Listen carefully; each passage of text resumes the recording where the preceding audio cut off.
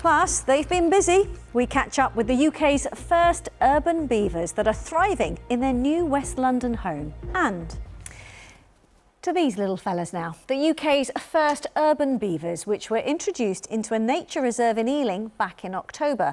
It was all part of a project to study improvements to biodiversity and see how they might help alleviate flooding. Well, the family of 5 has been busy building dams, canals and making themselves at home. Our environment correspondent, Tom Edwards, has more. Caught on camera at night, Ealing's urban beavers.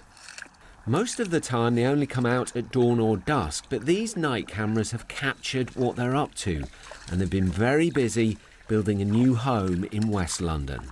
This is the first dam that they created in the system, the first one of 5. And the reason they've created it here is to create some deep water before they have to cross the capital ring, the path which runs through the site. Now, to a beaver, they don't know that there's not a bear, a wolf, a lynx around every corner. It's their instinct is to create deep water so they feel safe. So basically they're checking that the coast is clear upstream here. Dr. Sean McCormack is leading the project, and more good news could soon be on the way.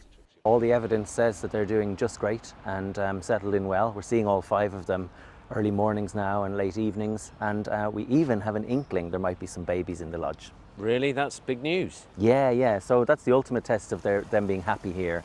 We anticipate that they may come out later in the summer, and we're eagerly awaiting that footage.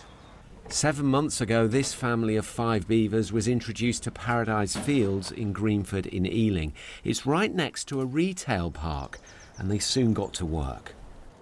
This is probably the beavers' most ambitious project to date. Yeah. So far they've been taking down pretty small trees and coppicing kind of willows, multi-stems and tackling small stuff, but this is a pretty big willow tree.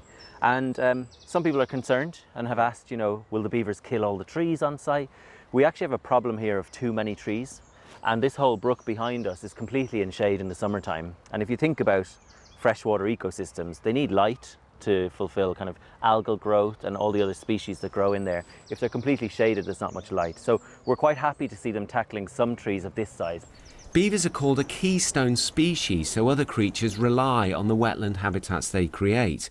100 volunteers monitor them. So hopefully they would just keep more water on site and to create more of a wetland area as compared to a more drier area.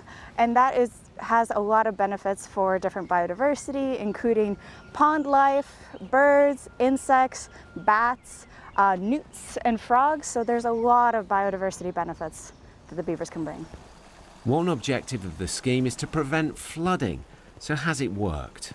Anecdotally, we can already see a difference. So they've made 5 dams. Those dams are holding back water, and when we've had a horrifically wet winter like we've just had, we can see the amount of water that is spread out across the land. They're weakening the flow, they're holding back water on the site, and they're releasing it slowly into urban Greenford. Other towns and cities in the UK are looking at Ealing to see what they can learn. The beavers are a practical solution to flooding, but also an oasis of natural wonder reintroduced into the capital. Tom Edwards, BBC London. They've been busy.